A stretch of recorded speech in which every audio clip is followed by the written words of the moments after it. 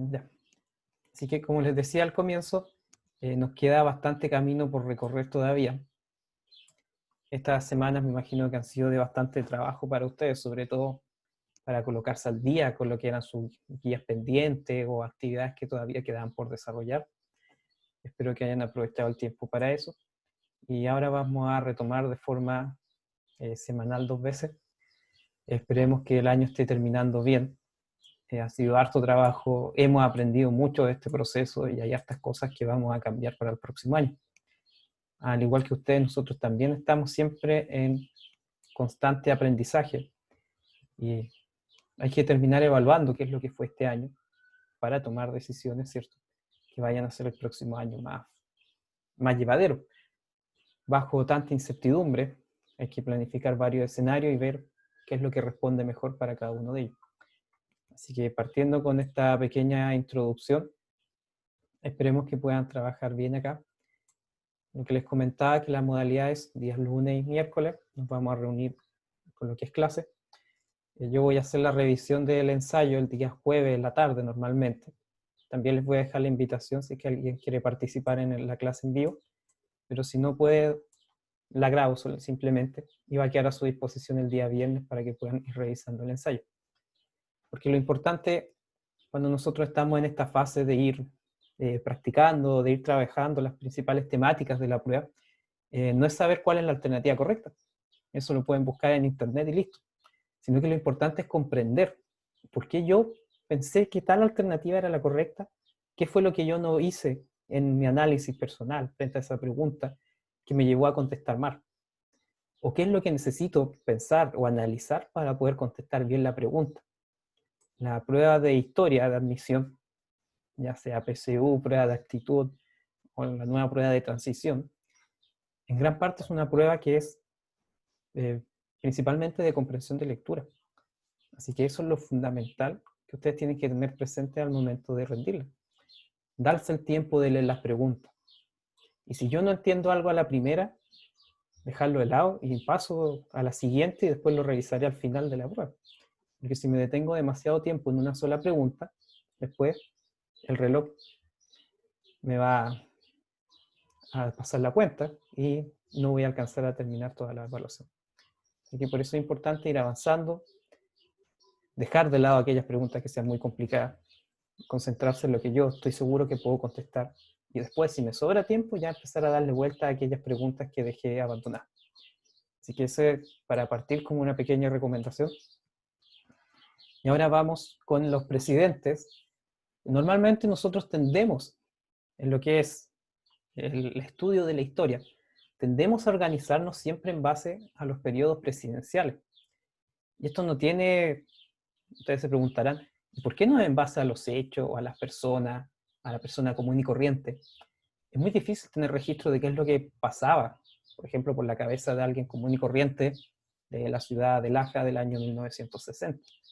La historia tiende a centrarse en lo que son los datos, las cifras e incluso la versión oficial de la historia, sobre todo si hablamos de 1920 o 1930.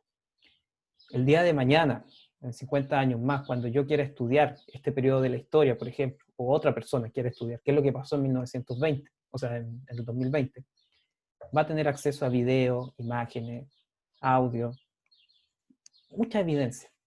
Pero cuando yo trato de recuperar qué es lo que pasó hace 100 años atrás, existen muy pocas fotografías, la fotografía está recién empezando, igual que la grabación de video, por lo tanto no hay muchos datos. Y como historiadores nosotros siempre tendemos a tomar principalmente lo que es la versión oficial de lo que sucedió.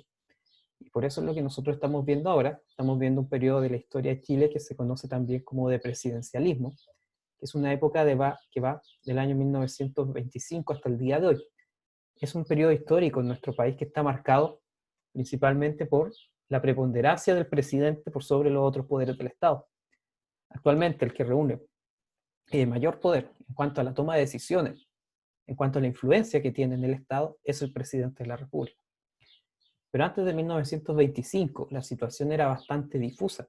Teníamos un Congreso que era el que principalmente decidía. El día de hoy estamos empezando a ver quizá un poco de eso.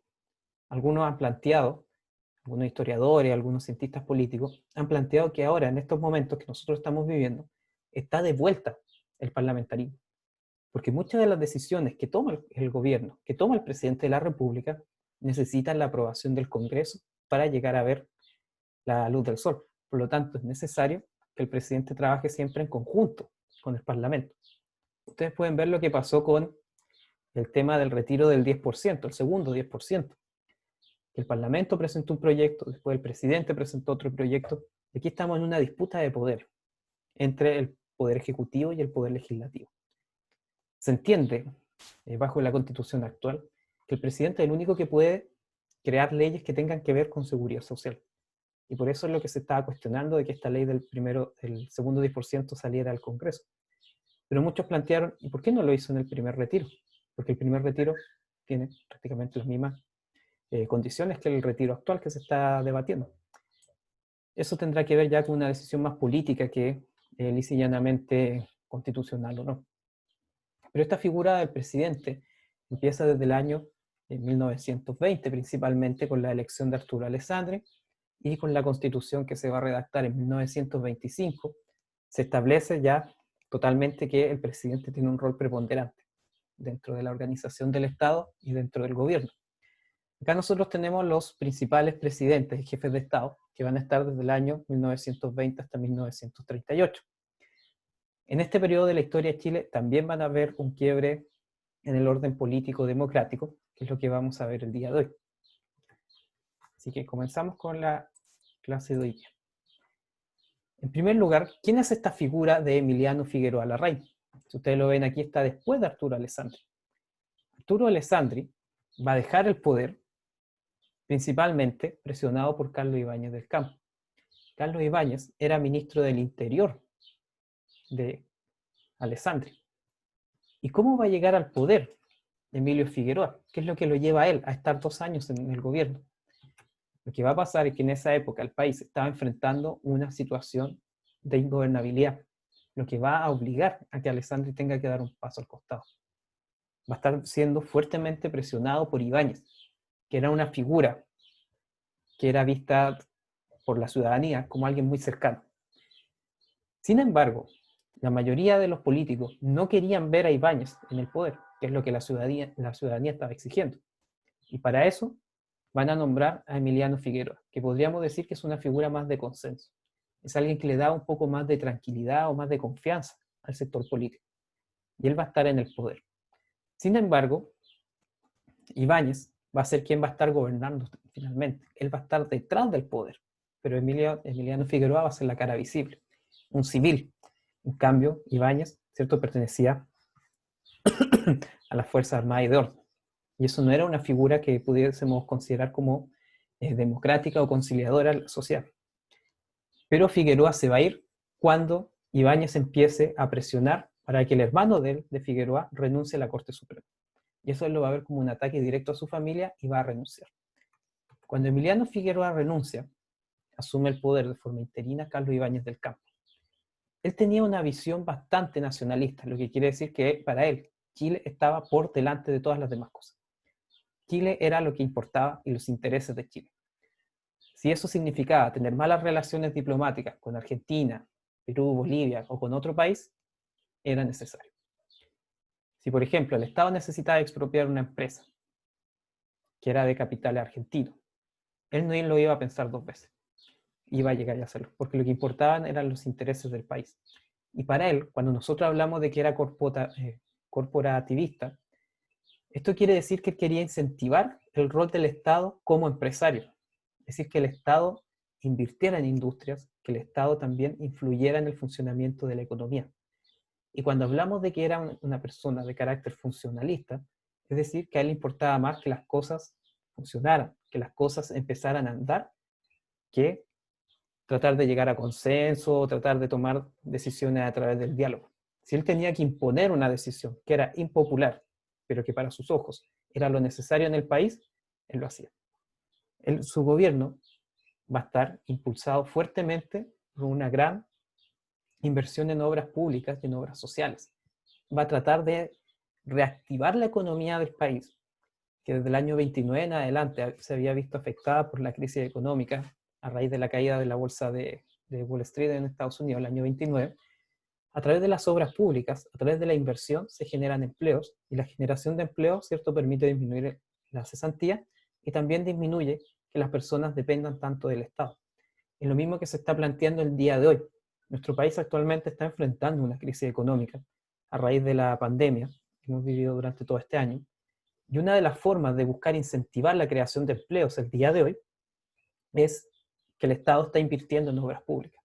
Proyectos que se iban a construir en un año, 2 años después, se están construyendo ahora, porque de esa manera se generan empleos, y la gente que tiene un empleo son personas que ya no tienen que depender de la ayuda del Estado.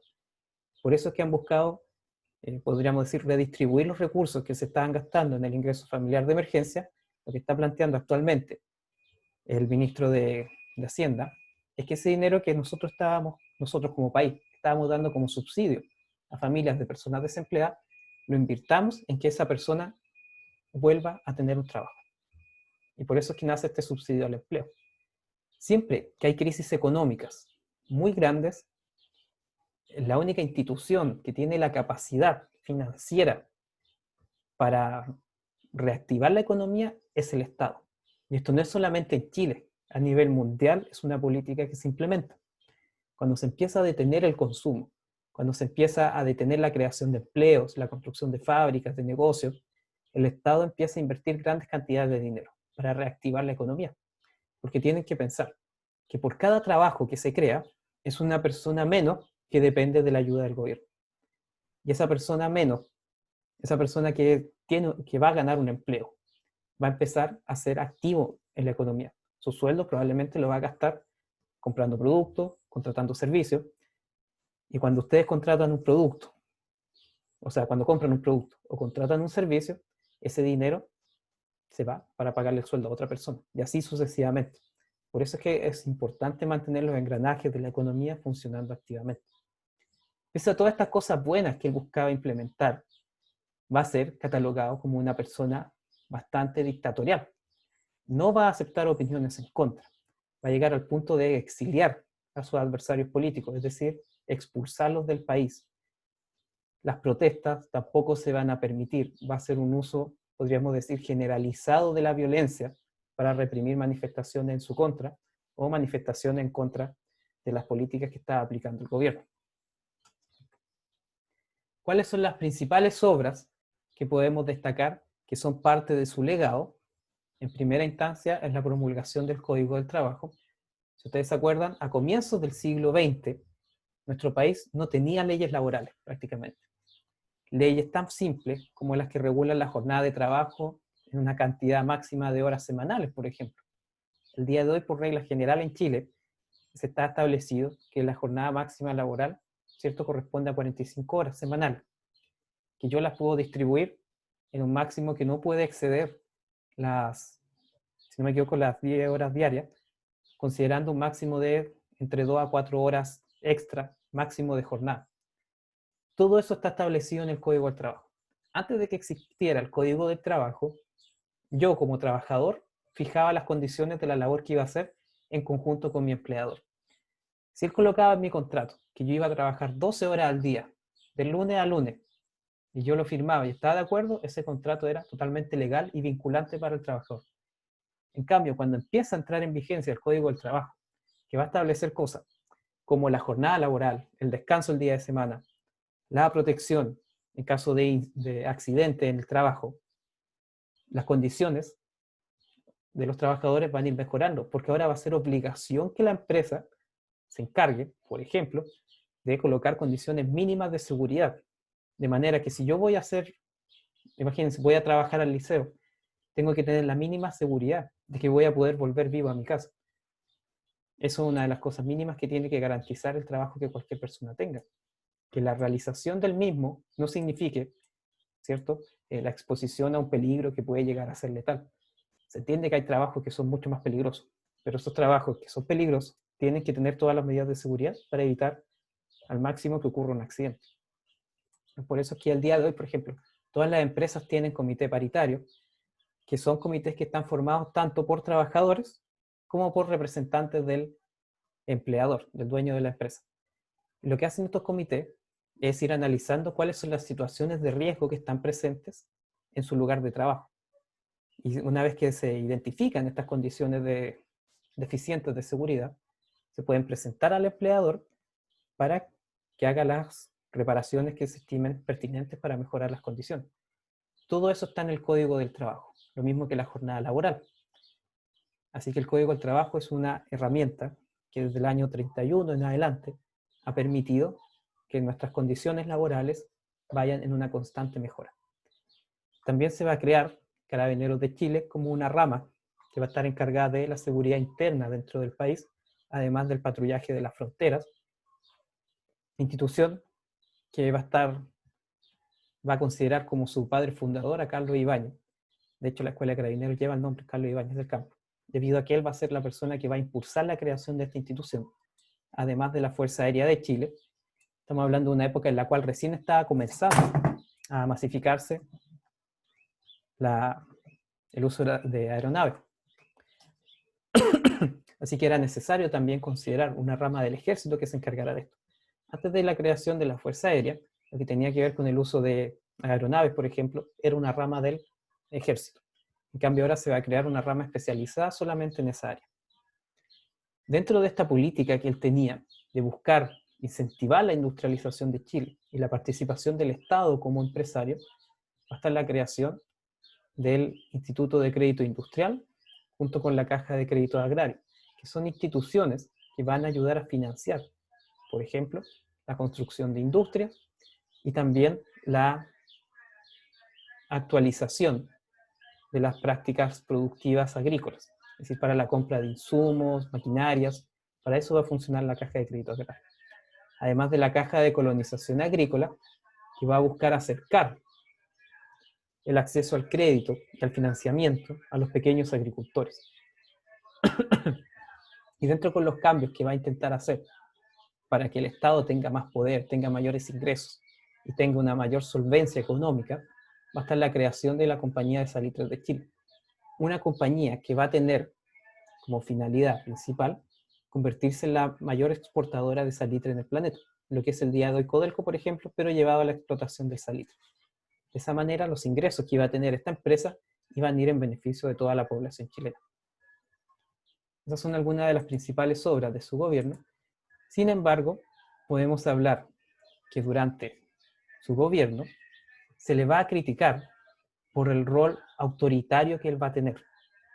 Estamos hablando que el gobierno de Ibáñez, desde el año 27 al 31, va a estar caracterizado principalmente por la imposición de un gobierno prácticamente dictatorial, en la cual los medios de comunicación van a poder seguir existiendo siempre y cuando estos medios compartan las ideas del gobierno, siempre y cuando no hablen en contra de Carlos Ibáñez.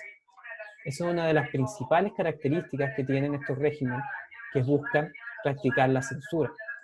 Ojalá nadie hable en contra del gobierno, y si alguien llega a hablar en contra del gobierno, le cerramos la radio, cerramos el periódico y acabamos con esa pequeña ventana de libertad de expresión. Esto es similar a lo que ocurre en países que tienen régimen que son medianamente totalitarios o que controlan bastante la información, como pasa en China el día de hoy. La mayoría de los medios que existen en China son pro gobierno. Es decir, las noticias que se muestran dentro del país son noticias que el gobierno aprueba que se publiquen. También va a aplicar una política que va a ser conocida como represión preventiva. ¿Qué significa esto? Mediante investigaciones, el Estado va a tratar de identificar a aquellas personas que podrían llegar a cometer un acto subversivo o que podrían llegar a actuar en contra del gobierno. Es decir, por ejemplo, el día de hoy, si ustedes participan de una marcha y la marcha se descontrola un poco, ahí probablemente va a intervenir Carabineros. Pero cuando nosotros hablamos de represión preventiva, quiere decir que el Estado va a buscar atacar a las personas o detenerlas antes de que salgan a manifestarse, por ejemplo. Entonces, si hablamos de represión preventiva, sería identificar los grupos que organizan estas marchas, los grupos que organizan estas protestas, y tratar de, la palabra no es aniquilarlos, pero tratar de detenerlos. Por ejemplo, llevarlo a las cárceles, interrogarlos, cosa que sientan que el Estado está detrás de ellos y que cualquier decisión que ellos vayan a tomar, que vaya en contra de las políticas del gobierno, va a tener repercusiones. También se va a controlar la correspondencia. Va a ser normal que las cartas que se enviaban, sobre todo los que eran opositores al gobierno, fuesen revisadas por agentes del Estado, los cuales van a ver cuáles son los temas que ellos van tratando, lo que ellos van conversando, de manera que el Estado pueda controlar qué es lo que la gente hace y qué es lo que la gente expresa. Los partidos políticos van a poder seguir funcionando, pero siempre bajo la mirada investigativa del gobierno. Por lo tanto, estamos hablando de un gobierno que va a ser prácticamente una dictadura. Pese a todas las buenas ideas que tenía Ibáñez para tratar de incentivar la producción en el país y el crecimiento económico, Chile se va a ver afectado por la crisis económica del año 29. Cuando cae la bolsa de valores en Estados Unidos, de acuerdo a las estimaciones de la Sociedad de las Naciones, que es similar a lo que es la ONU el día de hoy, pero en 1929, van a estimar que Chile va a ser el país que más se vio afectado por la caída de la bolsa de valores. ¿Por qué? Gran parte del salitre que se exportaba desde Chile, que era la fuente de ingresos principal del país, similar al cobre el día de hoy, gran parte de ese salitre iba hacia Estados Unidos y hacia países industrializados de Europa. ¿Qué es lo que va a pasar con la caída de la bolsa de valores del año 29? Muchas de estas empresas que compraban salitre, fábricas principalmente, van a quebrar. Y si no tengo a quién venderle el salitre, si ustedes se acuerdan lo que vieron en economía, a mayor oferta de un producto y a menor demanda, su valor va a ser inferior. Es decir, si yo estoy vendiendo, supongamos que hace 2 años atrás alguien se hubiese puesto a vender mascarillas y alcohol gel en la calle, probablemente no le hubiese ido muy bien, porque la demanda por esos productos, es decir, lo que la gente necesitaba, no era muy alto. El día de hoy, en cambio, la demanda por esos productos sigue siendo alta. Pero si nosotros llevamos eso hacia el salitre, Chile va a tener una industria funcionando, va a estar produciendo miles de toneladas de salitre, pero no va a tener a quién vendérselo. Y eso va a generar que el valor del salitre empiece a disminuir. Y va a llegar a un punto en el cual ya nadie, o sea, empresas principalmente, no van a estar comprando las cantidades que el país estaba acostumbrado a producir. Y aquí hay 2 opciones. Empiezo a producir menos para poder mantener una cantidad que se pueda vender a un valor que sea rentable, o finalmente termino cerrando mi empresa. Y muchas salitreras van a cerrar. Y cuando las salitreras cierran, estamos hablando de empresas que estaban ubicadas en la mitad del desierto, las personas que ahí vivían, al ya no tener el ingreso que le daba la salitrera, van a empezar a irse a vivir a las ciudades. Y en las ciudades eso va a generar tremendos problemas. Imagínense que el día de hoy, por ejemplo, ciudades como Laja, si ustedes ven lo que ha crecido Laja en cuanto a la construcción de vivienda, en los últimos 10 años, o en los últimos 15 años, se han construido poblaciones completas, como es el sector de los Altos del Laja, sector que hace 15 o 20 años atrás no existía, pero si ustedes ven la población que tiene Laja, sigue siendo prácticamente la misma. ¿Y por qué se construyen más casas si sigue viviendo la misma cantidad de gente? Un problema que tenía la ciudad de Laja es que tenía un índice de hacinamiento muy alto. ¿Qué se entiende por hacinamiento? Que vivan muchas personas en una sola casa. Es decir, que unas 2 o 3 familias compartan el mismo hogar. Por familia se entiende los padres y el hijo. ¿Ya? Y por eso es que se siguen construyendo casas, pese a que la población se mantiene igual. Bueno, también se demolieron todas las casas que estaban en el recinto. En el año 1929, cuando los trabajadores se queden sin trabajo en las oficinas salitreras y tengan que irse a vivir a las ciudades, se van a pillar con un gran problema. Las ciudades no tenían la cantidad suficiente de viviendas para recibirlo. Y ellos van a empezar a construir con lo que pillaban a las orillas de la ciudad, es decir, a las afueras de la ciudad. De aquí van a empezar a surgir estas poblaciones callampas. Otro fenómeno que va a empezar a ocurrir, que ya llevaba en realidad sus buenos años ocurriendo, es que casonas antiguas, de la zona céntrica de Santiago principalmente, de Concepción y de las principales ciudades, se van a subdividir. Es decir, si en una casa de 300 metros cuadrados antes habitaba una sola familia, esa vivienda se va a dividir quizás en 10 o 20 habitaciones. Y en cada habitación va a vivir una familia, que es similar a lo que pasa el día de hoy en comunas como Estación Central en Santiago, donde han surgido los CITE, conventillos. Estas subdivisiones que se hacen normalmente no van a tener las condiciones sanitarias ideales. Estamos hablando que puede que no haya ni siquiera baño o agua potable en estos lugares, o que exista un solo baño para todas las familias que habitan ahí, que es lo que pasa el día de hoy en Santiago. Imagínense en 1929. Y además las personas que se van a vivir a la ciudad van a tener que buscar una forma de ganarse la vida. A diferencia de la persona que quizás vive en el campo y que cultiva y cosecha sus propios alimentos, en la ciudad tú estás obligado a conseguir esos alimentos con dinero. Si la gente no tiene dinero, no va a poder alimentarse. Así que van a empezar a haber problemas de desnutrición, problemas de hacinamiento, problemas de salubridad. ¿Y qué es lo que se va a buscar hacer para tratar de solucionar un poco todos estos problemas que están surgiendo? Tenemos problemas económicos, problemas políticos a raíz de la represión que estaba ejerciendo Carlos Ibáñez. Se va a buscar, de cierta forma, tratar de transparentar un poco el gobierno. ¿Quiénes van a estar a cargo de hacer esto? Van a ser Juan Esteban Montero, que era ministro del Interior de Ibáñez, y Pedro Blanquier, ministro de Hacienda. ¿Qué es lo que van a hacer ellos? En primer lugar, van a eliminar la censura que había en la prensa durante los peores años de Ibáñez. Para que algo se publicara en el periódico, tenía que tener el visto bueno del gobierno. De lo contrario, no podía irse a la imprenta. Se van a empezar a restablecer las libertades públicas, la libertad, por ejemplo, de congregación, de manifestaciones. Se va a dejar de lado un poco esta política de represión preventiva.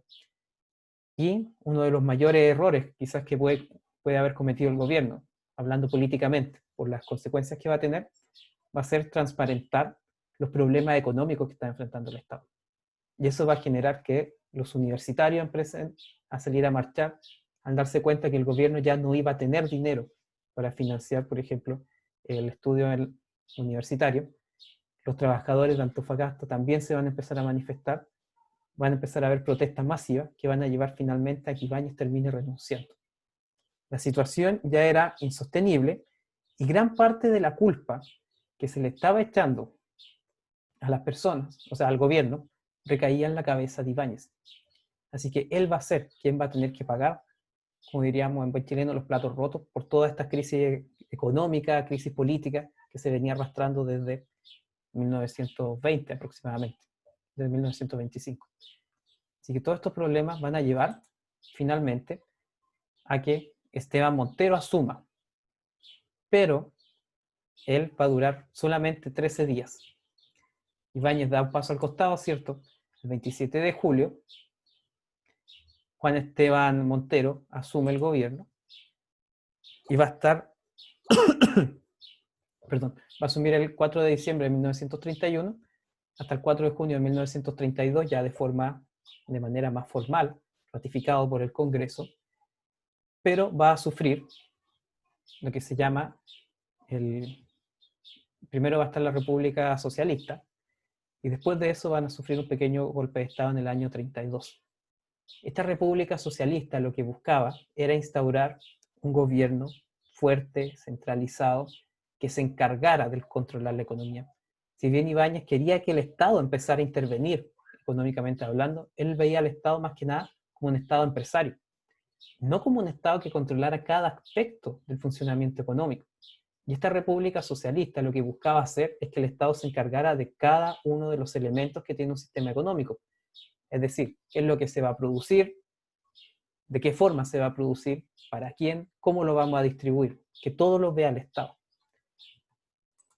Esta situación va a terminar desencadenando finalmente en que vuelva a resurgir la figura de Arturo Alessandri.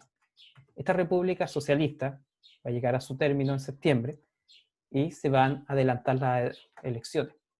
¿Por qué? Estuvimos viviendo una época de inestabilidad desde que Ibáñez estuvo en el poder.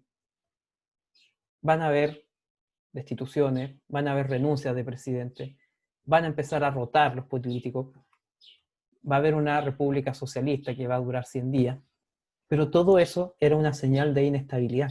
En el fondo, nuestro país lo que estaba haciendo era probando qué es lo que ya resultaba mejor para salir de esta gran crisis económica del año 29 en adelante. Y finalmente, Bartolomé Blanch va a llamar a elecciones. Y con eso se va a acabar este periodo de la historia de inestabilidad. ¿Y quién va a ser electo? Arturo Alessandri. Arturo Alessandri era una figura que era respetada por la clase obrera, principalmente. Si ustedes se acuerdan, Arturo Alessandri era el llamado León de Tarapacá. Él va a escuchar a los trabajadores salitreros a comienzos del siglo XX, va a llevar esas molestias, sus necesidades al Congreso, va a ser electo presidente, va a tener que dejar el poder por la presión de Ibáñez principalmente. Y él va a llegar al poder por segunda vez. Era vista como una figura, podríamos decir, de unidad. Una figura que encarnaba lo que era un presidente desde el punto de vista republicano, es decir, alguien que respeta los valores de la libertad, que respeta los valores democráticos. Sobre todas las cosas, es una figura que nos presenta la unidad entre los distintos partidos políticos. Si hay algo que a los políticos no les gusta en general, es la inestabilidad. Es decir, que vaya cambiando el presidente todos los días. Por eso es que el día de hoy, por ejemplo, cuando figuras de oposición plantean la idea de que se adelanten las elecciones, de que renuncie el presidente actual, son ideas que atacan lo que es el espíritu democrático del país.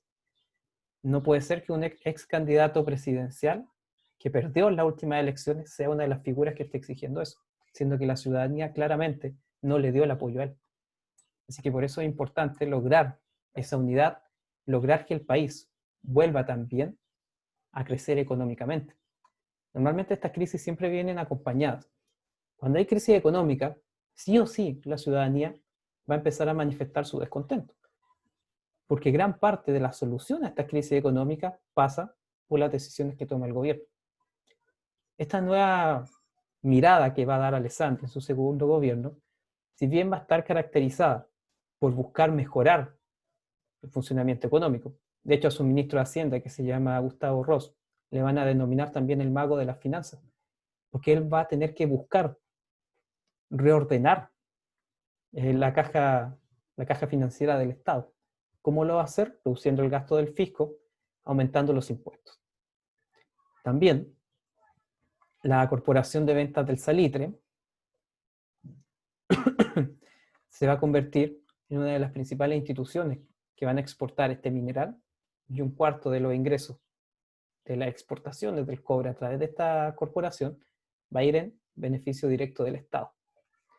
¿Cuáles son los objetivos que va a tener Alessandri en su segundo gobierno? Principalmente restaurar la autoridad civil, es decir, sacar esta idea de un Estado autoritario, sanear la economía, es decir, volver a hacerla funcionar, que el país vuelva a crecer económicamente y eliminar a aquellas personas que estaban en las Fuerzas Armadas, es decir, darlas de baja, aquellas personas que tenían claramente sentimientos golpistas, es decir, que buscaban instaurar un gobierno a través del uso de la fuerza. Esos son los cambios que va a ir implementando Alessandri, si bien va a buscar darle a la ciudadanía un gobierno un poco más democrático, también va a estar prohibida la huelga. Si bien se va a ir ganando ciertas libertades civiles que con Ibáñez se habían perdido, el gobierno va a seguir manteniendo un control del orden público férreo, o sea, bastante fuerte. Parte de este incentivo al crecimiento económico va a estar relacionado con la construcción de grandes obras públicas. Como les decía al comienzo de la clase, normalmente cuando el Estado invierte, lo hace en obras públicas. ¿Por qué? La obra pública durante su construcción va a contratar a cientos o miles de trabajadores. Por ejemplo, la construcción de un estadio es algo que puede durar fácilmente 2 o 3 años. Es decir, son 3 años en los cuales voy a tener a 2.000 o 3.000 personas con una fuente de trabajo estable, y una vez que terminen la construcción, me va a entregar, ¿cierto?, una infraestructura que voy a poder seguir usando por décadas, como es el Estadio Nacional, por ejemplo. También la inversión en infraestructura, por ejemplo, construir autopistas, carreteras, permite mejorar la capacidad productiva y la conectividad del país. Normalmente cuando se toma la decisión de construir una carretera nueva, un puente, se consideran 2 elementos. Uno puede ser la rentabilidad social, es decir, cómo beneficia a la ciudadanía en general. Y el otro elemento que se toma es cómo beneficia económicamente a la productividad del país. Así que esas son las decisiones que se toman en cuanto a infraestructura. En el caso de Alessandri, él va a invertir en la construcción del Estadio Nacional, que hasta el día de hoy se sigue utilizando, y en la remodelación del barrio cívico en la zona de Santiago. Sin embargo, pese a todas estas intenciones buenas que tenía Alessandri, pese a que buscaba ser un candidato de unidad, buscaba darle algo más de consenso a la sociedad civil y sobre todo a los grupos políticos en Chile, van a empezar a surgir grupos bastante extremos. Por un lado, vamos a tener a Jorge González, quien va a ser una persona que va a impulsar el nacionalsocialismo en Chile. Es decir, lo que se está empezando a surgir en Alemania del alero de Hitler, acá en Chile, también va a tener un grupo de seguidores, que era el Movimiento Nacional Socialista. El Partido Socialista va a surgir de la mano de Marmaduke Grob, que estuvo detrás de esta República Socialista de 100 días, después de que Ibáñez renunció.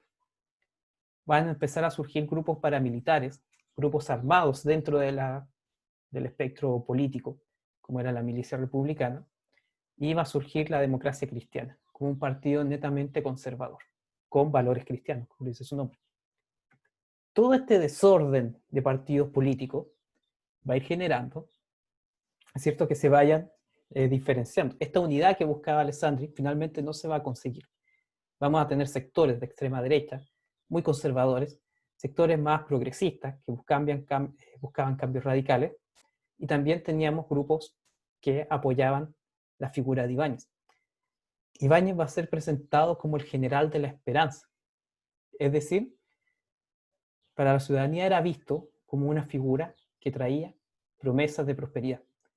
Pero sin embargo, durante este periodo de elecciones, antes de que se realizara la elección en sí, en este periodo de campaña, los partidos que eran más de izquierda, los partidos que tenían un carácter más democrático, se van a unir en lo que se va a conocer el Frente Popular y le van a dar su apoyo a un candidato en común, que va a ser Pedro Aguirre Cerda. Gustavo Ross, quien había ganado bastante popularidad durante el gobierno de Alessandri, como les dije hace unos minutos, él va a ser considerado el mago de la finanza, es decir, gran parte del progreso económico del gobierno de Alessandri se le va a atribuir a Gustavo Ross. Y con eso va a ganar popularidad.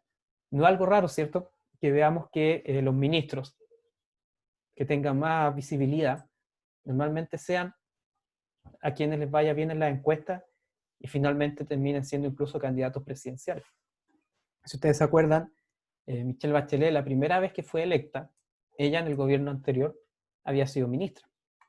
Y con esa visibilidad que tienen los ministros, mucha gente empezó a verlas como una figura que era presidenciable. Y finalmente terminó siendo electa presidenta. Eso pasa normalmente con los ministros. En el primer gobierno de Piñera, pasó con el ministro Lawrence Goldberg. No sé si se acuerdan de él, que era el ministro de Minería, que estuvo detrás de todo lo que fue el proceso de rescate de los 33 mineros, y era una de las figuras que tenía más respaldo en las encuestas para ser el próximo presidente. Sin embargo, se descubrieron algunas cosas medias tránsfugas, unos dineros que había desviado a paraísos fiscales, y finalmente eso terminó bajando su candidatura. Pero esa visibilidad que le dio el rescate a los mineros lo convirtió en una figura presidenciable. Y eso es algo que pasa normalmente en el mundo político. ¿Y qué es lo que va a pasar? Finalmente, si bien Ibáñez era un candidato que asomaba como el favorito, va a ocurrir que durante el gobierno de Alessandri, un grupo de jóvenes va a intentar realizar un golpe de Estado, tomándose la caja del seguro obrero, frente a lo cual Alessandri va a dar la orden de ejecutar a las personas que se habían tomado el edificio, es decir, de ejecutar a los partidarios de Ibáñez. Ellos buscaban hacer un golpe de Estado que finalmente no va a resultar. Se va a detener a los jóvenes y los van a fusilar. Esto le va a quitar toda la popularidad que tenía en las urnas Ibáñez. Porque ellos lo veían, la ciudadanía lo estaba viendo que ahora que se presentaba como candidato oficialmente, iba a ser alguien que iba a traer estabilidad, alguien que no iba a utilizar estas herramientas de la violencia, de los golpes de Estado. Y sin embargo, que este grupo de jóvenes hayan intentado tomarse el poder y la forma en que reaccionó Alessandri, le van a quitar todo el apoyo tanto a Alessandri o sea, perdón, tanto a Gustavo Ross, quien era candidato respaldado por Alessandri, y le van a quitar también el respaldo a Ibáñez, que era la figura que se supone que estaba detrás de este intento de tomar el poder. Todas estas situaciones van a llevar a que Pedro Aguirre Cerda termine siendo electo y con él se va a iniciar un periodo que se va a conocer como el periodo de los gobiernos radicales. Él va a ser el primer presidente de este partido político. Pedro Aguirre Cerda va a tener, podríamos decir, gran influencia en lo que va a ser Chile desde el año 38 hasta el día de hoy. Muchas de las cosas que se van a implementar durante su gobierno y durante el gobierno de los otros radicales, como Juan Antonio Ríos o Gabriel González Videla, son elementos que nosotros podemos ver que hoy día configuran nuestra sociedad. El gobierno de Pedro Aguirre Cerda, puede que ustedes lo hayan escuchado, va a ser conocido siempre por una frase que era gobernar es educar.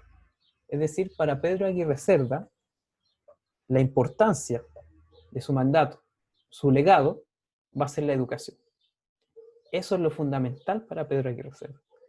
Porque él nos planteaba que la única manera que yo tengo de sacar a alguien de la pobreza, la única forma que yo tengo de que el país pueda surgir más allá de este subdesarrollo que siempre hemos tenido, dedicarnos a vender materias primas, es a través de la educación. La educación le da herramientas a las personas para mejorar su calidad de vida y también la educación permite mejorar la capacidad productiva de un país, mejorar, aumentar la innovación, crear nuevas técnicas, descubrir nuevos procedimientos que nos permitan darle valor agregado a lo que nosotros producimos. Es mucho más rentable vender un cable, por ejemplo, que vender una lámina de cobre al extranjero. Y eso es parte de su legado. Lo que él buscaba era que la ciudadanía se pudiese educar. En el ámbito económico, no solamente Chile se va a ver afectado por esta crisis del año 29, sino que gran parte de las naciones latinoamericanas. Y van a tratar de implementar este modelo conocido como industrialización por sustitución de importaciones, o más conocido como modelo ISI. ¿En qué consiste este modelo? ¿Cuál es su finalidad? La crisis del año 29, nuestro país la vivió de forma tan intensa, principalmente porque Chile se dedicaba a exportar un solo producto, que era el salitre. Y si los compradores del salitre, que eran países como Estados Unidos, Alemania, Francia, dejan de comprar esa materia prima, yo me quedo sin ingresos como país. Por lo tanto, tengo que buscar mi independencia económica. ¿Y cómo la puedo buscar? ¿Cómo puedo lograr, disminuir esa dependencia del extranjero, centrándome en el consumo y la producción interna?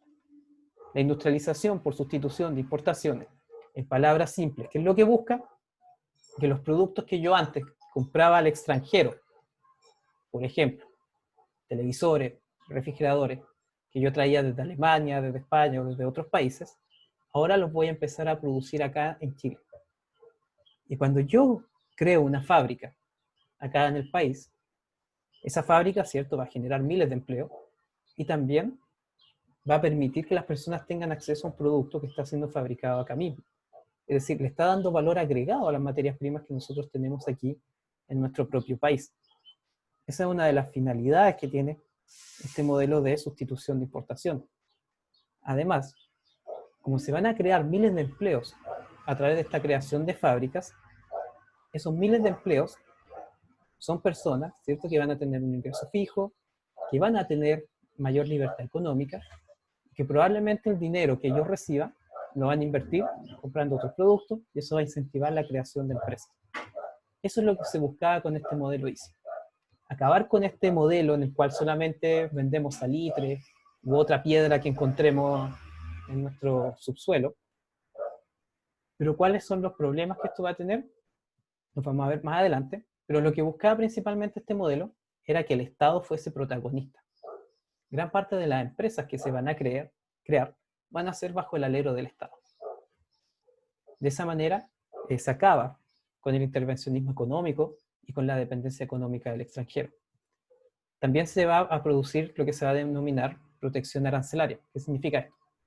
Por ejemplo, si un televisor que yo traigo desde Alemania se termina vendiendo acá en una tienda a 100.000 pesos, el televisor que se produce acá en Chile, supongamos que después de todos los costos, lo termino vendiendo en 120. ¿Qué es lo que va a preferir la gente? Claramente comprar el televisor alemán, porque es más barato. Lo que se hace es colocarle más impuestos a los productos que vienen del extranjero, de manera que sean más caros. Y eso va a llevar a que la gente termine comprando lo que se produce dentro del país. Porque comprar algo que viene del extranjero me va a costar más. Y yo como consumidor voy a preferir comprar lo que es más barato, que va a ser el producto nacional. Pero no porque sus costos sean más baratos, sino porque yo le estoy cobrando más impuestos al producto que viene de afuera. ¿Cómo se va a buscar incentivar esta creación de empresas, esta creación de industrias a través de la Corfo?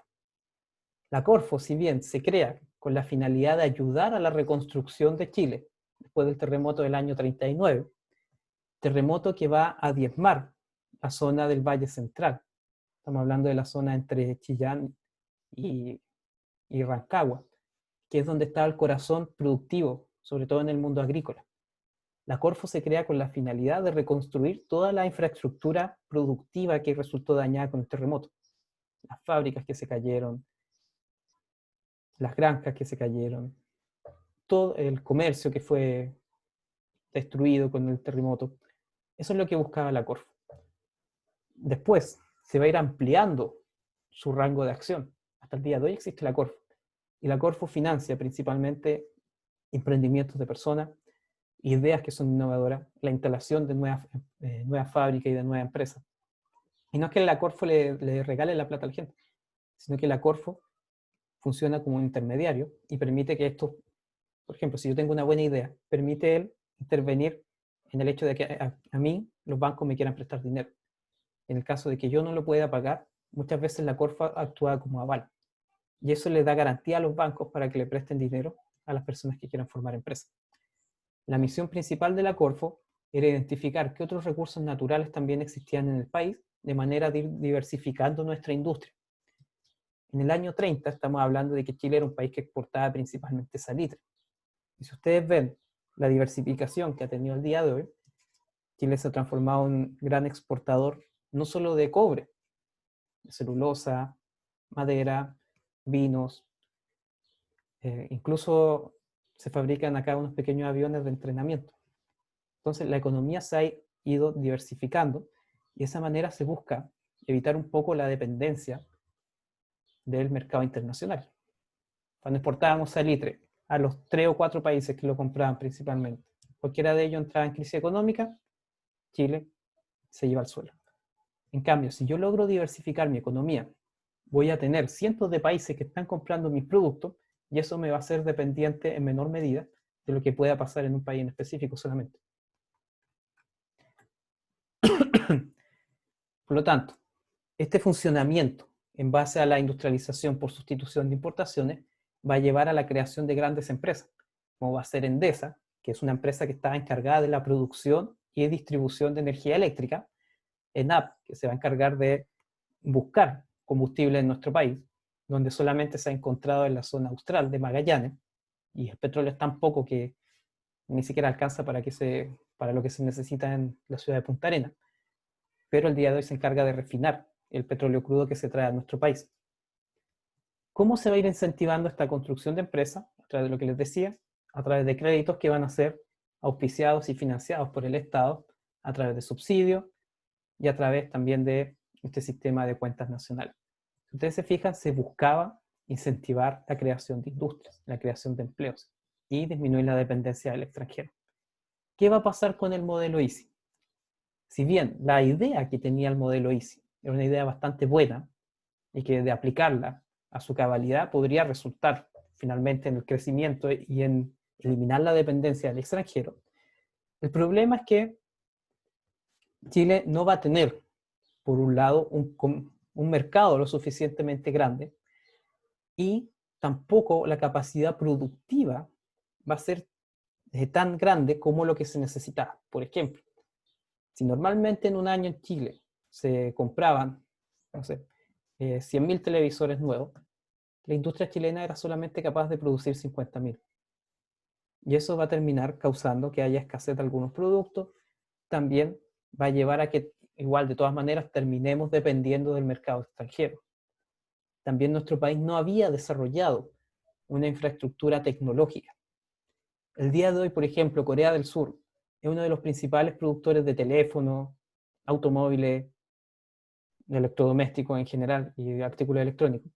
Pero no es porque Corea del Sur tenga una gran cantidad de fábricas, sino que Corea del Sur lo que hizo fue durante décadas invertir en investigación, invertir en el desarrollo de tecnología.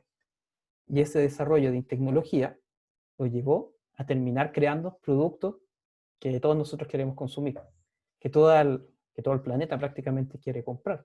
Pero si yo no he desarrollado investigación, si no he desarrollado una plataforma tecnológica que esté de respaldo para mi industria, no voy a ser competitivo. Nuestro país tampoco contaba con la cantidad suficiente de fábricas para producir lo que se conoce como la industria pesada. La industria pesada son aquellas fábricas que producen los elementos que necesitan las fábricas que producen artículos de consumo. Por ejemplo, si ustedes ven, actualmente en la ciudad de Arauco se está ampliando la capacidad productiva de una fábrica de celulosa que está ubicada en esa ciudad. Y gran parte de la maquinaria nueva que se está instalando es maquinaria que se trae del extranjero. Porque hasta el día de hoy nuestro país no es capaz de producir aquella maquinaria pesada que necesita la industria más pequeña. Y eso también genera dependencia del extranjero. Por eso es que no se va a lograr este objetivo. ¿Cuál va a ser el problema? O sea, dentro de todo, el modelo EASY va a causar graves problemas. Uno de ellos va a ser la inflación. ¿Por qué? Las personas van a tener acceso a mejores sueldos, principalmente a raíz de estos sueldos que se van a estar pagando en la industria productiva, pero como no va a existir la cantidad suficiente de bienes y servicios para todos estos trabajadores, su valor va a ir aumentando. Y el sueldo de los trabajadores no va a ir aumentando. Por lo tanto, va a disminuir la capacidad de adquirir productos, es decir, el poder adquisitivo. Cuando se produce inflación, es un fenómeno que está caracterizado por el aumento generalizado de los precios de bienes y servicios. Es decir, si el día de mañana suben los limones, eso no es inflación. Pero si el día de mañana mi sueldo no me alcanza para comprar lo mismo que yo compraba hace 2 o 3 meses atrás, ahí estoy viendo un efecto de la inflación. Porque estoy viendo que los valores de todos los productos y servicios que yo consumo han aumentado. Eso es la inflación. Y la inflación también se puede producir a raíz de que hay mucho dinero circulando, pero no hay cosas en cuáles gastarla. Y cuando sucede eso, las personas empiezan a pagar más por cosas que son más escasas. Naturalmente, siempre ha sucedido que a mayor escasez de un producto, más caro va a ser este y más dispuestas a pagar un valor superior van a estar las personas. Por ejemplo, el día de hoy los diamantes son muy caros porque son escasos, cuesta encontrarlos. ¿Qué pasaría si el día de mañana, imagínense que si yo al hacer un hoyo en mi patio me saliera 1 kilo de diamante y así fuese en la casa de todas las personas? El diamante no valdría nada. El valor que tiene un producto es principalmente por su uso, por el valor que tiene en cuanto a tecnología y también en cuanto a su escasez o abundancia. Mientras más escaso sea algo, más caro va a ser. Mientras más abundante sea, más barato va a ser su valor. Otro de los problemas que va a ir generando esta inflación va a ser la disminución de las tasas de interés. Es decir, por cada 1.000 pesos que yo pedía prestado, lo que me tocaba pagar en intereses de vuelta cuando yo pagase el crédito era menor. Y cuando eso pasa, las personas y las empresas tienden a endeudarse más. Por ejemplo, si el día de hoy quizá a ustedes les dijeran, ya sabes qué, te voy a prestar 1.000.000 de pesos y tú me lo pagas en 10 cuotas de 100.000. O sea, en el fondo voy a devolver el 1.000.000, no me están cobrando nada extra. Y probablemente las personas pidan el crédito. Pero si el banco les dijera, ¿sabes qué? Te voy a prestar 1.000.000 de pesos en 24 cuotas y al final me va a terminar pagando 2 millones. Realmente las personas no se endeudan. Y cuando pasa esto, se genera que hay más dinero dando vueltas, dinero que entre comillas se conoce como dinero ficticio, porque es dinero que a mí me prestaron, que no tiene un sustento y que, como hay pocas cosas en el mercado para comprar, voy a estar dispuesto a pagar más. Y eso finalmente va a terminar llevando a que los precios sigan subiendo, que el valor del dinero disminuya cada vez más. Todos estos cambios van a ir trayendo que surja la clase media. ¿Ustedes se acuerdan cuando hablábamos de que gobernar era educar? Cuando la población logra acceder a la educación, gran parte de la población, educación técnica, que les va a permitir trabajar, por ejemplo, estudiantes que iban a liceos técnicos, salían con su título de nivel medio, que les permitía trabajar en las industrias. Es decir, todo esto estaba relacionado, era una política de Estado que funcionaba. Vamos a construir más fábricas, pero necesitamos gente que trabaje en esas fábricas. Creamos colegios y liceos técnicos, y de ahí salen las personas con las habilidades necesarias para trabajar en la industria. También va a empezar a surgir un gran grupo de personas que van a empezar a ir a las universidades. Estos profesionales, junto con estos técnicos que van a estar trabajando en la industria, van a empezar a conformar lo que era la clase media. También el desarrollo de las universidades, el mayor acceso a la educación superior, va a permitir que nuestro país empiece a desarrollar una incipiente, podríamos decir, cultura académica. Van a empezar a surgir facultades de ciencias, literatura, arte, filosofía. Y eso va a permitir que la población, ¿cierto?, esté más educada y que vaya mejorando su calidad de vida. Ustedes se fijan, una persona, hay mucha diferencia entre cuál es el ingreso máximo que puede tener una persona con cuarto medio, con un título técnico del liceo, con un título técnico de un instituto o con un título profesional finalmente. Eso va mejorando la calidad de vida de las personas. Se supone que la educación es algo que nadie les puede quitar a usted. Por lo tanto, es donde de mejor manera se puede ver cuando una inversión es bien hecha, sobre todo si la hace el Estado, por ejemplo. Esta generación de industrias también va a empezar a incentivar que la migración hacia la ciudad se produzca cada vez de una forma más rápida y en mayor cantidad de personas. ¿Por qué? La creación de fábricas va a llevar a que se necesite mano de obra. ¿De dónde va a salir esa mano de obra? Principalmente, ¿cierto? Como les decía, de liceos técnicos. Y también van a ser campesinos que se van a ir del campo, van a ver esta oportunidad de irse a la ciudad, lugar donde hay mejor calidad de vida, hay mayor acceso a productos, a servicios, hay mayor acceso a la educación superior, por ejemplo, y se van a ir terminando yendo a las ciudades. Sin embargo, como les decía antes, no hay espacio para tanta gente y van a empezar a aparecer las tomas y las poblaciones callampa. Se les va a denominar poblaciones callampa porque eran poblaciones que prácticamente surgían de la noche a la mañana. Lo mismo que pasa cuando llueve, al día siguiente en el bosque ya empiezan a surgir los primeros hongos. Si ustedes van el día de hoy, supongamos, a darse una vuelta en un bosque que esté cerca de su casa, y mañana y pasado mañana llueve, y van en 2 semanas más, se van a dar cuenta que está lleno de hongos. Por eso se les va a denominar poblaciones callampa, aparecían de la noche a la mañana. Van a empezar a surgir tantos trabajadores industriales que también van a surgir instituciones que los van a agrupar, porque tiene que existir una forma de que ellos puedan defender sus derechos frente a sus empleadores. Si yo voy a negociar con mi jefe un aumento de sueldo, probablemente me diga, pucha, si no le gusta su pega, váyase y traigo otra persona. Pero ¿qué pasa si todos los trabajadores de la empresa se unen y dicen, ¿sabe qué, jefe? Hemos notado que está mucho más caro lo que nosotros vendemos acá, la empresa está ganando más dinero que nunca, ¿y qué pasa con nuestro sueldo? No pasa nada. Y si van como sindicato, es más factible que puedan negociar a que si va una persona de forma individual. Además que los sindicatos les dan fuero, les dan protección a los trabajadores para que no puedan ser desvinculados cuando ellos son representantes. Se va a crear también la Confederación de Trabajadores de Chile, que va a buscar defender a la clase trabajadora, al proletario, y en el año 53 se crea la CUT, que es una Central Unitaria de Trabajadores, que tiene carácter más de federación.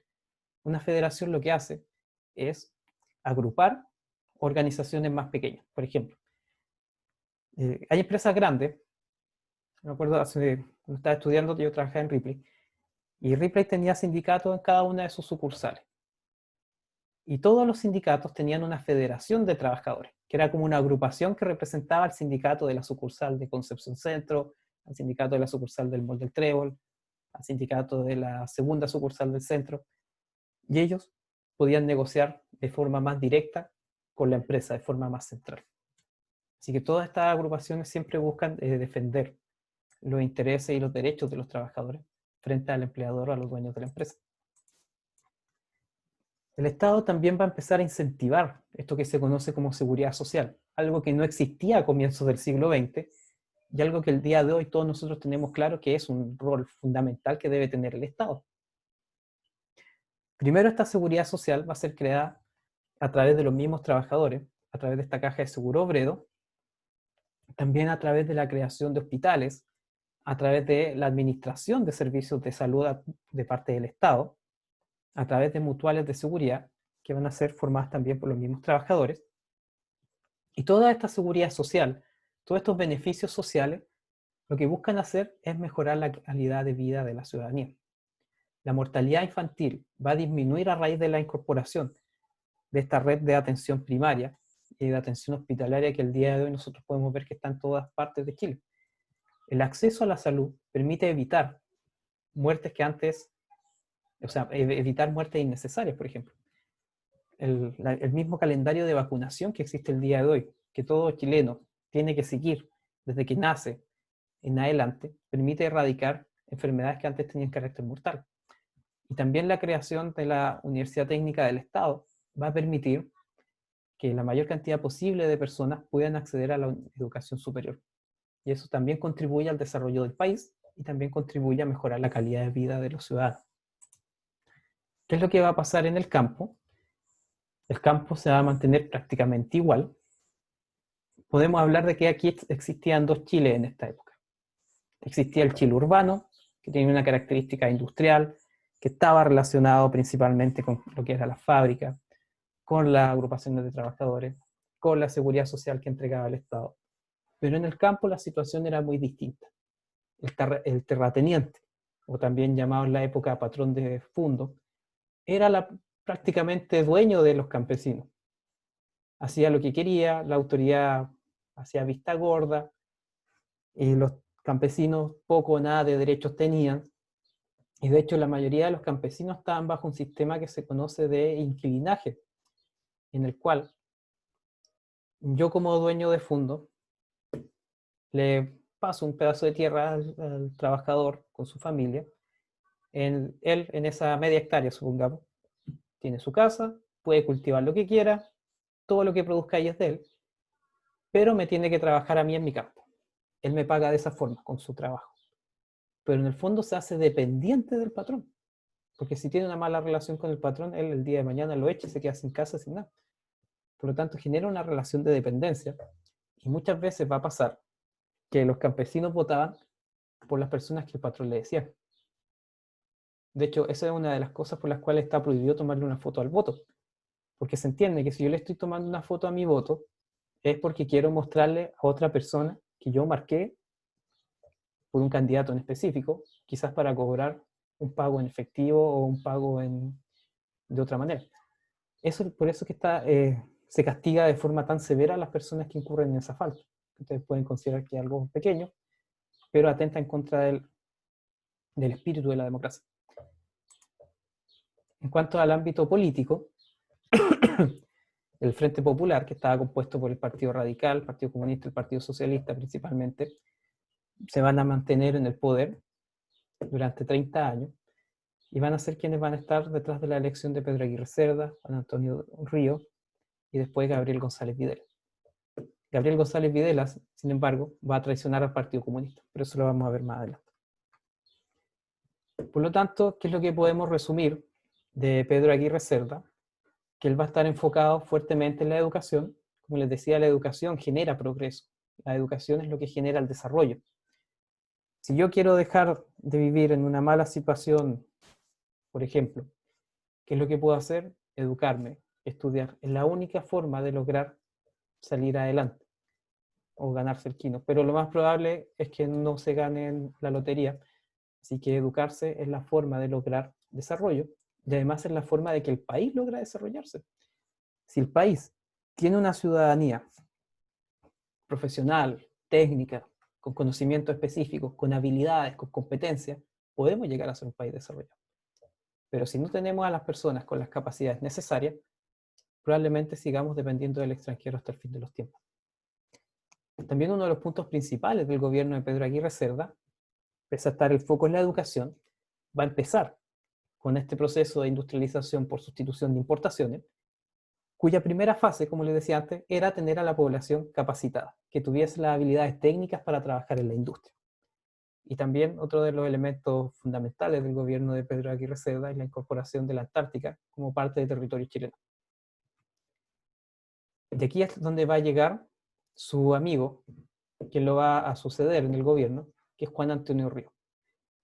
Pedro Aguirre Cerda empieza con la educación, da los primeros pasos de la industrialización por sustitución de importaciones, y Juan Antonio Ríos nos dice, ahora es momento de producir.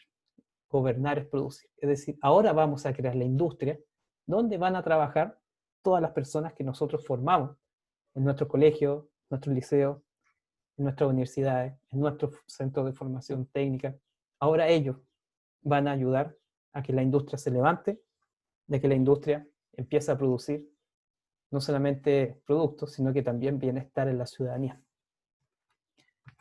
Y finalmente llega después Gabriel González Videla, quien muchos los van a considerar un traidor, porque él va a llegar al poder con el apoyo del Partido Comunista, pero una vez que él está en el poder, declara al Partido Comunista como ilegal. Dentro de las principales obras que hace en su gobierno, está la Ley de Defensa Permanente de la Democracia, que es la ley que prohíbe la existencia del Partido Comunista por considerarlo antidemocrático, porque dentro de las bases del Partido Comunista está lo que es la lucha de clases, lo cual se considera claramente que es algo violento. También se va a universalizar el voto femenino, que las mujeres puedan votar. Se va a crear la ENAP, Empresa Nacional del Petróleo. El día de hoy nosotros podemos ver la refinería que está en la zona de Hualpén, en Concepción, que es una de las principales refinerías del país, y también la Acción Chilena Anticomunista. ¿En qué consistía esta ley de defensa permanente de la democracia? Consistía principalmente en prohibir la existencia, organización, acción y propaganda, tanto de palabra o por escrito, o cualquier otro medio del Partido Comunista. Y en general de cualquier asociación, entidad, partido, movimiento que persiga la implantación en la República de un régimen opuesto a la democracia o que atente contra la soberanía del país. Es decir, Gabriel González Videla llega al poder gracias al apoyo que le da el Partido Comunista. Sin embargo, cuando ya está instalado como presidente, declara que el Partido Comunista no puede existir porque es una amenaza para la democracia. Esto tenemos que entenderlo, que esta ley de defensa permanente de la democracia se hace en el año 48. Tenemos que entender el contexto internacional para poder comprender por qué él toma esta decisión. Después del año 45, de 1945, cuando termina la Segunda Guerra Mundial, el mundo se divide en dos bloques, ¿cierto? Un bloque capitalista, que va a tener la bandera Estados Unidos de este bloque, un bloque que se dice defender la democracia, y por el otro lado, la Unión Soviética, que buscaba la instauración del comunismo a nivel mundial. Y dentro de ese contexto, nuestro país claramente va a actuar favoreciendo a Estados Unidos. Y esta ley de defensa permanente de la democracia, en el fondo, es una declaración de Gabriel González Videla de que él va a ser aliado de Estados Unidos y va a declarar ilegal el comunismo, porque era la única forma de detener su avance en Latinoamérica, y de esa forma se va a ganar la venia de Estados Unidos, es decir, lo va a ver como un aliado. Posteriormente, después de Gabriel González Videla, va a llegar, ¿se acuerdan de la figura que está ahí? Carlos Ibáñez del Campo, quien va a ser electo democráticamente y va a ser llamado el general de la esperanza. Nosotros vamos al cuadro que estaba acá, donde teníamos la línea temporal con todos los presidentes. Después de Gabriel González Videla, 1952, el Partido Radical ya empieza un poco a desgastarse. Ya llevaban prácticamente 30 años en el poder. Después de tanto tiempo, las instituciones democráticas, los gobiernos, empiezan a desgastarse. Y es necesario un recambio. ¿Y quién va a representar ese recambio? Va a ser Carlos Ibáñez del Campo. Así que, ¿cómo se va a acabar este periodo de los gobiernos radicales? ¿Y por qué Ibáñez va a llegar al poder? Pese a que anteriormente la ciudadanía le había dado la espalda, porque él se va a plantear como alguien que va a eliminar la corrupción. De hecho, se planteaba en la propaganda electoral que así Ibáñez le aparecía con una escoba, porque él iba a barrer la corrupción que había en el gobierno. Y hay que entender que eso le pasa a todo gobierno. A la Concertación también le pasó. Ellos estuvieron más de 20 años en el poder. Y cuando tú llevas demasiado tiempo, te has afianzado tanto, empiezas a olvidar realmente por qué la gente te eligió. ¿Por qué la ciudadanía lo eligió a la Concertación como para que estuviesen a cargo del Estado? Se les empieza a olvidar, empiezan a mezclar los intereses personales con los intereses del pueblo y finalmente terminan cayendo en actos de corrupción. Le puede pasar a cualquier persona, izquierda, derecha, de centro, da lo mismo. Estar mucho tiempo en el poder termina sacando los vicios que tienen las personas. Ibáñez planteaba eso. Los radicales ya llevan más de 20 años. Es momento de sacarlos del poder. Y él se va a plantear como el general de la esperanza. Él va a sacar adelante el país, va a limpiar la clase política. También se le va a acusar de populista, porque esa es la forma más fácil que tiene para llegar a la ciudadanía. Sin embargo, van a volver a salir esa personalidad de, podríamos decir, casi militar a través de el control económico, ahora va a ser principalmente, a través de la creación del Banco Estado, va a crear la Superintendencia de Abastecimiento y Precios, que va a llegar a fijar incluso el precio, el valor de algunos productos. Se le va a acusar de populista porque va a subir los sueldos sin que haya sustento económico para hacerlo. Claro, a cualquier persona si le dicen, ¿sabe qué? Mañana le vamos a pagar el doble, le vamos a subir el sueldo al doble. Cualquier persona estaría contenta. Pero si a toda la gente de Chile le hacen lo mismo, el dinero va a perder valor y el fondo va a ser como si nunca me hubiesen subido el sueldo. E incluso puede que sea peor. Eso va a generar inflación, pero al subir los sueldos, la CUT va a estar contenta. Es decir, los trabajadores no subieron el sueldo, pero a todos los trabajadores. Y en cantidades que la economía no puede absorber, finalmente termina generando inflación y es como si no le hubiesen subido ni un peso el sueldo. Para tratar de solucionar esto, se va a traer a un grupo de personas de Estados Unidos quienes van a buscar solucionar lo que está pasando en Chile. Pero no simplemente se basta en sentarse a pensar cómo lo arreglamos, sino que hay que ver qué es lo que está causando. Cuando yo voy al médico y estoy enfermo, ¿cierto? El médico me va a dar un par de remedios para que me sienta bien, pero lo que a él le importa es ver qué es lo que me está causando las molestias. No puedo estar tomando paracetamol el resto de mi vida. Tengo que ver qué es lo que me está causando el dolor de cabeza. Y lo mismo tiene que hacer la misión CleanSAC. Tengo que ver qué es lo que causa estos problemas económicos en Chile. Y se ve claramente que hay más demanda de la que debería existir. ¿Y por qué hay tanta demanda? Porque hay harto dinero dando vuelta. ¿Y qué es lo que se tiene que hacer? Restringir un poco el libre mercado.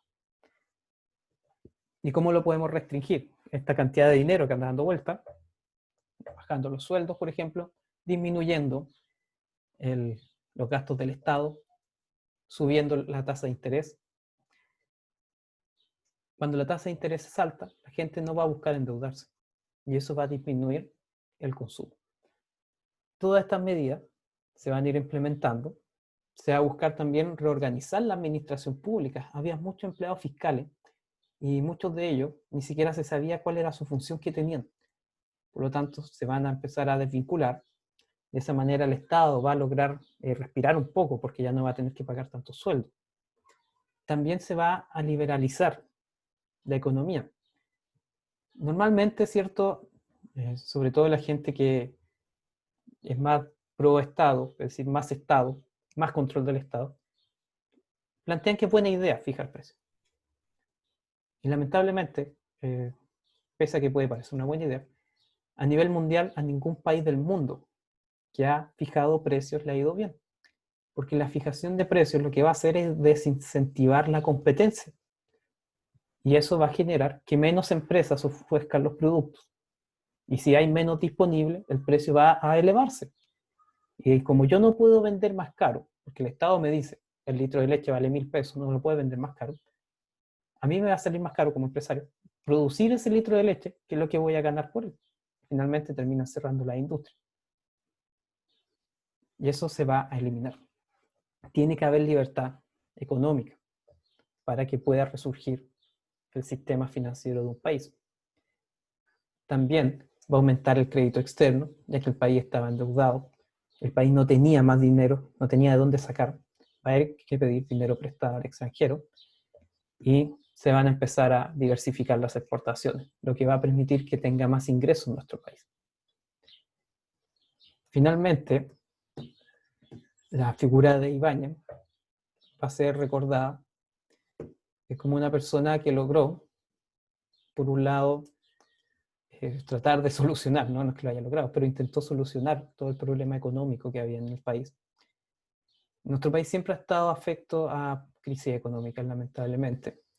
A ustedes les ha tocado vivir ahora una que ha sido de las peores en los últimos 100 años. Pero el año 85 habíamos vivido la peor crisis económica, pero ahora estamos viendo una que es mucho peor. Así que siempre vamos a estar enfrentándonos a esos problemas. Y por eso siempre se ha planteado que lo ideal es que cada uno de nosotros como persona, como ciudadano, tratemos de tener ahorro. Pero la calidad de vida es cada día más cara. Los sueldos no aumentan de la manera que nos gustaría a todos. Finalmente, gran cantidad de los chilenos no tenemos capacidad de ahorro. Pero el Estado, afortunadamente, sí. Y eso es lo que ha permitido que el Estado, en toda esta situación de crisis a raíz de la pandemia actual, haya podido responder, si bien no de la manera que nos gustaría a todos, pero por lo menos ha tenido algo de dinero para poder sacar en esta situación de crisis. El día de hoy nosotros llegamos hasta este punto, hasta el año 58. Si ustedes se fijan, voy a retroceder a donde están todos los presidentes.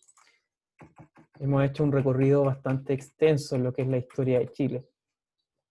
De hecho, uno de los grupos políticos que más tiempo ha estado después de la concertación ha sido el Partido Radical,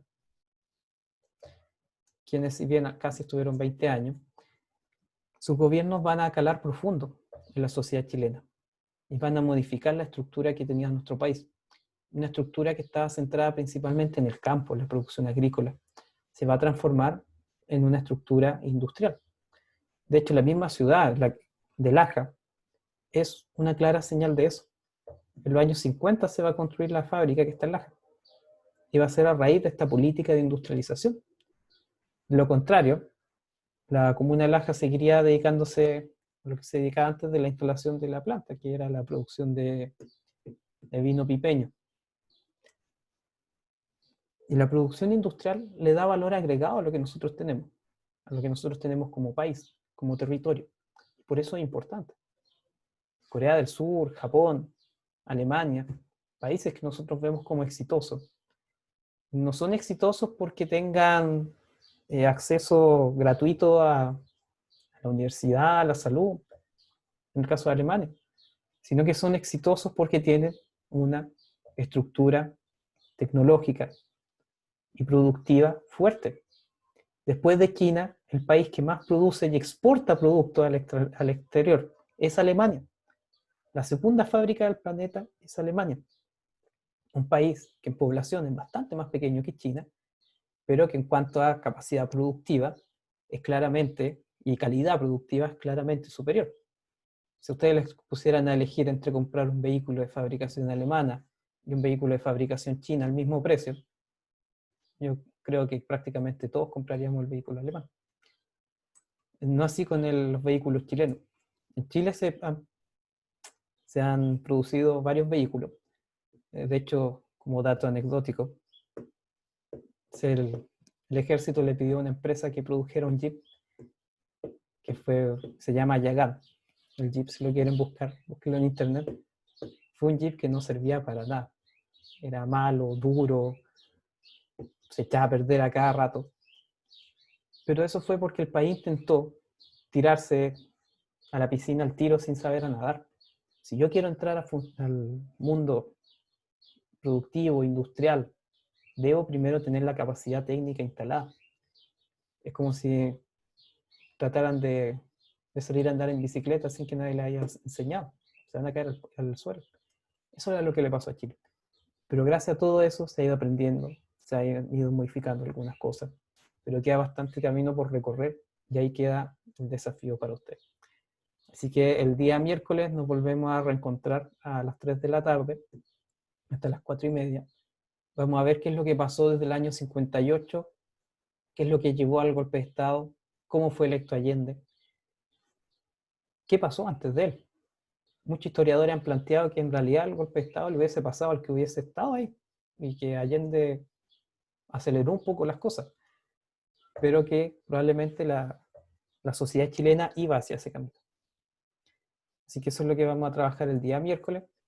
Al finalizar la clase del miércoles, les dejaré disponible el ensayo para que lo puedan realizar. Ahí tienen el día miércoles y jueves para hacerlo. Y ya el día jueves, a una hora por ver, yo creo que a las 5 o 6 de la tarde, nos encontraríamos para revisar el ensayo. Si alguien no puede ir, no importa, yo grabo la revisión y se las publico. Así que eso, les doy las gracias por haberse conectado y nos vemos el día miércoles. Que estén muy bien, cuídense harto. Si van a salir, acuérdense usar su mascarilla y mantenerse alejado de todas las personas. Así que nos vemos, cuídense y estamos en contacto.